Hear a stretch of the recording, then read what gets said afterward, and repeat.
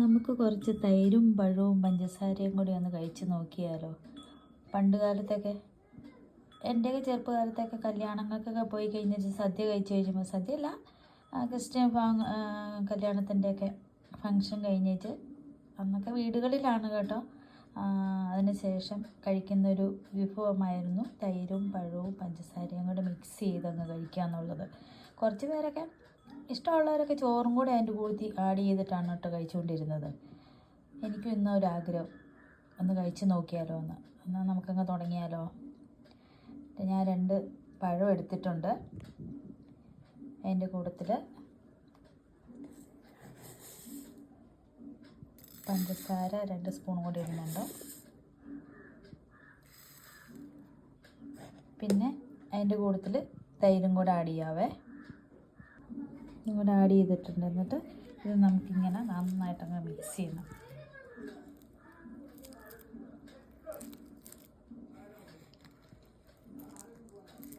എനിക്ക് ചോറ് ചേർത്ത് കഴിക്കുന്ന ഇഷ്ടമില്ലാത്തതുകൊണ്ട് ഞാൻ ചോറ് ചേർക്കുന്നില്ല കേട്ടോ. കണ്ടിട്ടുള്ളത് ചോറും കൂടെ ആഡ് ചെയ്ത് കഴിക്കുന്നതാണ് കണ്ടിട്ടുള്ളത്. തൈര്, പഴം, പഞ്ചസാര.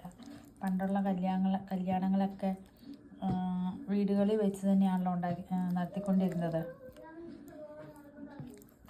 കെട്ടിൻ്റെ തലേദിവസമൊക്കെ വീട്ടിൽ വെച്ച് ഫംഗ്ഷൻ നടത്തുമ്പോൾ അന്ന് ഇങ്ങനെ വീടുകളിലൊക്കെ കൊടുക്കുമായിരുന്നു. നമുക്കതൊരു സ്ഥിരം പരിപാടിയായിരുന്നു. ഇന്നല്ലേ എല്ലാം കഴിഞ്ഞ് കഴിയുമ്പം ഐസ്ക്രീമും ഒക്കെ ആയിട്ട് കാലം മാറിപ്പോയത് അല്ലേ.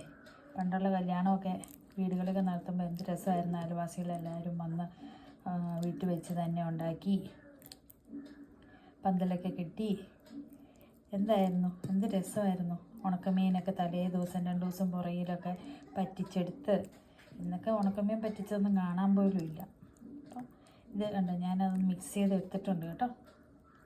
ഇങ്ങനെയാണ്. ഇതൊക്കെ കഴിച്ചിട്ടുള്ളവരാരെങ്കിലുമൊക്കെ ഉണ്ടോ? ഇതാണ് ഈ പരുവത്തിലാണ് കഴിക്കുന്നത്. എങ്ങനെയുണ്ട് ഒന്ന് ടേസ്റ്റ് ചെയ്തും കൂടി ചെയ്യുകയാണെങ്കിൽ നല്ല അടിപൊളിയാണ് കേട്ടോ.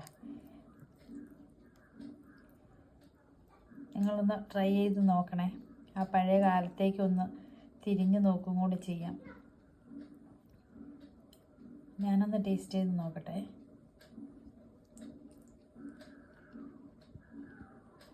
ഹായ്, നല്ല ടേസ്റ്റ്.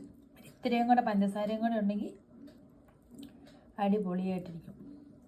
അപ്പോൾ ഇതാണ് എൻ്റെ കൂട്ട്. ഓക്കെ, എല്ലാവരും ട്രൈ ചെയ്യണേ. എന്നിട്ട് ഞങ്ങൾക്കൊന്ന് സബ്സ്ക്രൈബ് ചെയ്ത് തന്നേക്കണം, ലൈക്ക് ചെയ്യണം, ഷെയർ ചെയ്യണം, കമൻറ്റ് ചെയ്യണം കേട്ടോ. ഓക്കേ.